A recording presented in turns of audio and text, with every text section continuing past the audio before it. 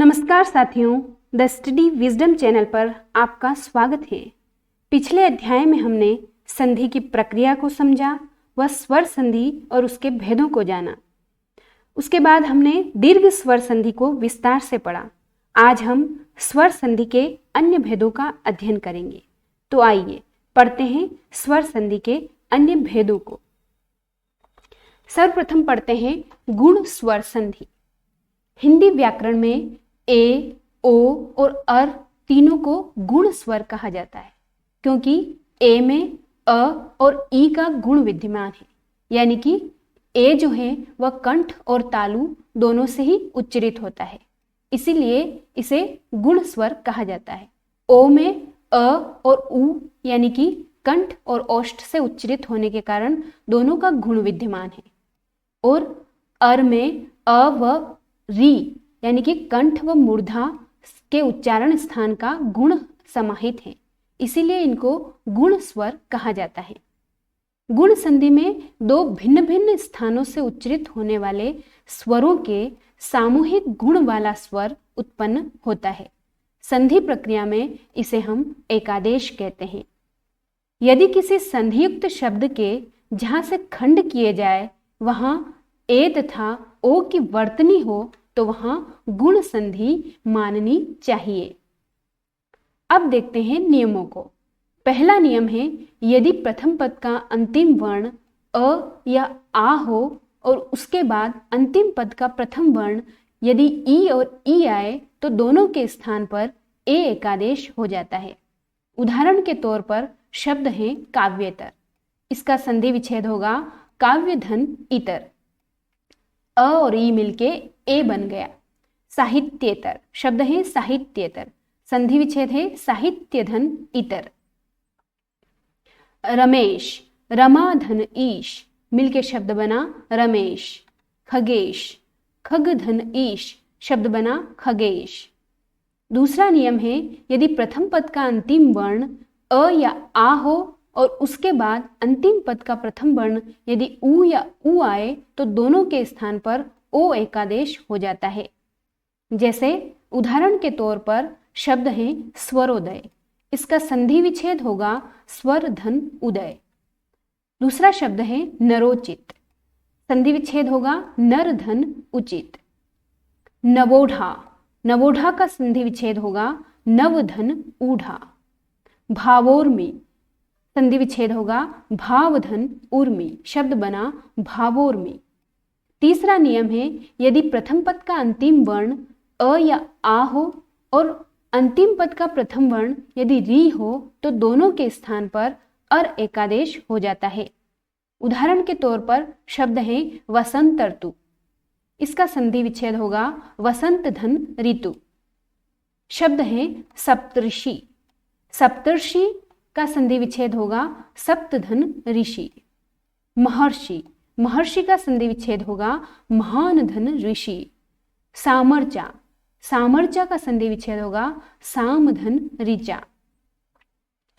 कुछ विशेष बात जो जानने योग्य है वह यह है कि कुछ शब्दों में अर के स्थान पर आर हो जाता है। ऐसे शब्द गुण संधि के उदाहरण नहीं होंगे, वे वृद्धि संधि के उदाहरण माने जाएंगे। जैसे शब्द को यदि देखें तो ऋणाण, वस्त्राण, जलाण ये सभी वृद्धि संधि के उदाहरण माने जाएंगे। अब पढ़ते हैं वृद्धि स्वर संधि। हिंदी व्याकरण में आई तथा औ को वृद्धि स्वर कहा जाता है। नियम को यदि देखें तो पहला नियम है, यदि प्रथम पद का अंतिम वर्ण अ या आ हो और अंतिम पद का प्रथम वर्ण यदि ए और आई हो तो वह आई में परिवर्तित हो जाएगा। जैसे शब्द देखेंगे ऐकैक, इसका संधि विच्छेद होगा एक धन एक। शब्द है हितैषी, संधि विच्छेद होगा हित धन ऐशी। शब्द है सदैव, संधि विच्छेद इसका होगा सदा धन ऐव। महेश्वर्य, महेश्वर्य का संधि विच्छेद होगा महाधन ऐश्वर्य। दूसरा नियम है, यदि प्रथम पद का अंतिम वर्ण अ या आ हो और उसके बाद अंतिम पद का प्रथम वर्ण यदि ओ या औ आए तो दोनों परिवर्तित होके औ हो जाते हैं। जैसे शब्द है जलौक, जलोक का संधि विच्छेद होगा जल धन औक।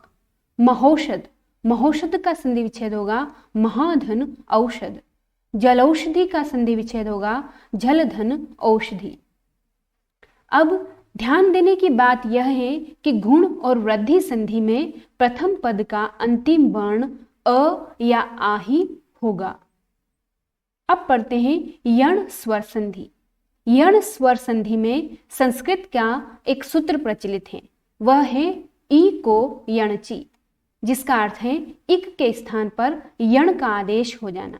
यानी कि यण स्वर संधि में आदेश प्रक्रिया से संधि विच्छेद होता है। अब ये आदेश प्रक्रिया क्या है कि इसमें दो वर्णों के स्थान पर कोई अन्य वर्ण हो जाता है। जैसे इक यानी ई उ री ली, ई जो है वह य में परिवर्तित हो जाएगा, उ व में परिवर्तित हो जाएगा, री र में परिवर्तित हो जाएगा और ली ल में परिवर्तित हो जाएगा। उदाहरण के तौर पर शब्द देखेंगे न्याय। न्याय का संधि विच्छेद होगा नी धन आय। इसमें जो ई है वह य में परिवर्तित हो गया। व्युत्पत्ति शब्द को यदि देखते हैं तो इसकी संधि विच्छेद होगी वी धन उत्पत्ति। इसमें भी ई य में परिवर्तित हो गया। वैसे ही व्यंजन शब्द है, अध्युडा शब्द है, अत्युत्तम है, अध्यापक है, प्रत्याशा है, इसमें संधि करते समय ई की ध्वनि दिखाई देगी। अब जो संधि का अगला नियम है वह है कि यदि प्रथम पद का अंतिम वर्ण उ या उ हो और उसके पश्चात यदि असमान स्वर आए तो उ का व हो जाता है। जैसे शब्द देखेंगे शिशवंग। शिशवंग का संधि विच्छेद होगा शिशु धन अंग। स्वल्प, स्वल्प का संधि विच्छेद होगा सुधन अल्प। ऐसे ही अन्य शब्द हैं मध्वरी, अन्वित, गुरवासन आदि।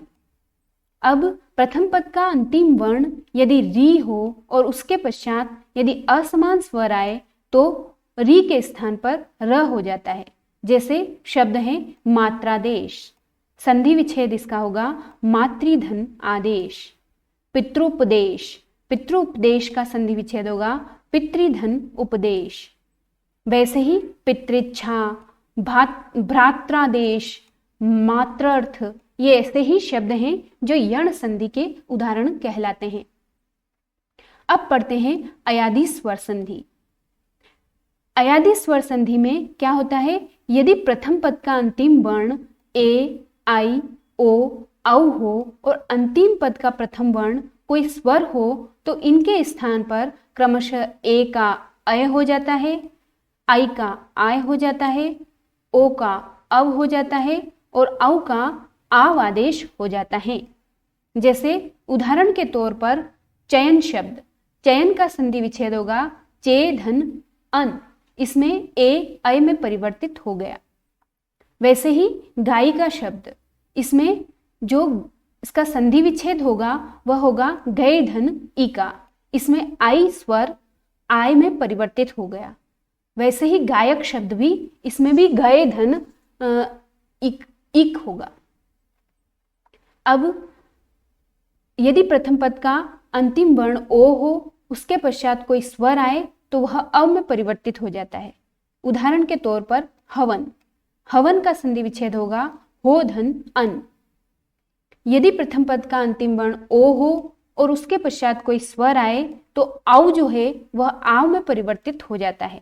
जैसे शब्द, उदाहरण के तौर पर शब्द है भावक, भावक का संधि विच्छेद होगा भौ धन अक। इस प्रकार यह आव में परिवर्तित हो गया, औ आव में परिवर्तित हो गया। अयादि संधि के अन्य उदाहरण हैं शयन, नयन, विनय, नायक, दायक, गविश, पवन, भवती आदि। स्वर संधि के भेदों का यह अध्याय पूर्ण हुआ। आगे के वीडियो में हम व्यंजन व विसर्ग संधि को पढ़ेंगे, तो जुड़े रहिए हमसे। धन्यवाद।